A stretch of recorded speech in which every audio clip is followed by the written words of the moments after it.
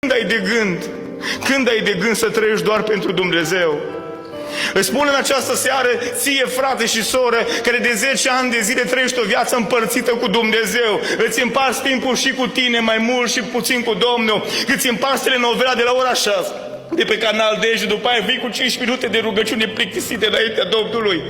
Îți împarți marțea și miercurea Champions League, nu cumva să ratezi Champions League, dar după aia la 12 fără 5 faci o rugăciune: Tatăl nostru care ești în ceruri, sfințească-se numele Tău, amin. Te culci. Omule, trezește-te în seara asta. Cât ai de gând să mai trăiești o viață împărțită cu Dumnezeu?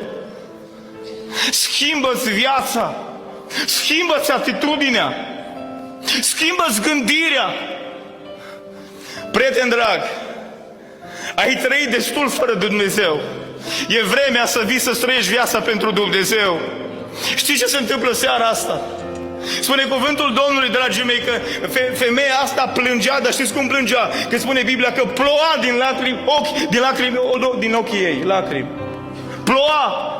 Știți ce s-a întâmplat când din ochii acestei femei a plouat cu lacrimi? A curs sângele lui Iisus Hristos peste viața ei și a fost iertată și mântuită.